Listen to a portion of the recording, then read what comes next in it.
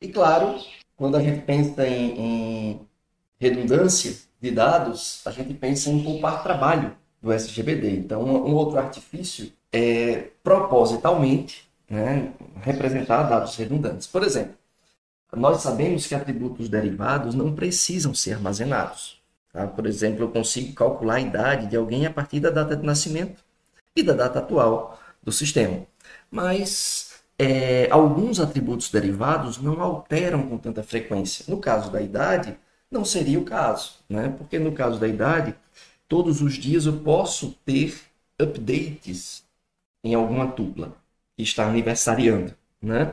Então a frequência da verificação de atualização é diária, mas pode haver casos onde o atributo derivado ele não sofre tanta alteração. Ele é derivado, ele é calculável, mas ele não sofre tanta alteração.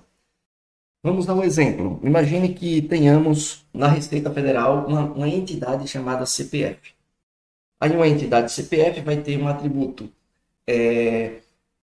primeiros dígitos, outro dígitos do meio, depois dígitos finais, depois dígito verificador. Então eu tenho três atributos com dados, né? E um atributo que o dígito verificador ele é calculado a partir desses três dados anteriores, a partir de uma fórmula matemática, e aí o resto da divisão por 100 vai dar dois dígitos. E aí estão os dois dígitos verificadores. Tá?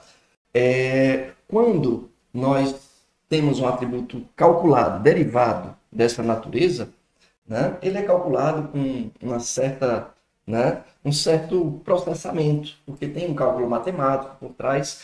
E outro detalhe, uma vez definidos os três dados anteriores, nós não mudamos o dígito verificador, a não ser que haja mudança no CPF. Percebe? No valor dos outros números do CPF. Então, é um atributo derivado que, além de ser custoso de ser calculado, ele não é atualizado com frequência, ou talvez até nunca, né? A não ser que haja mudança no número do CPF, como foi dito.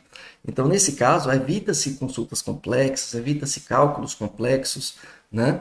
Dependendo do atributo derivado, você vai usar group by, funções de grupo, vários joins. Então você poderia ter uma tabela que guarde atributos derivados, guardar mesmo como atributo da tabela, de uma tabela lógica mesmo, né, do banco de dados. E aí a gente consegue economizar também, né? E em caso de atualização, a gente atualiza, a gente cria gatilhos para fazer a atualização. Então é de fácil implementação, é possível tranquilamente, né, implementar isso daí. Então é outra dica para otimização, tá?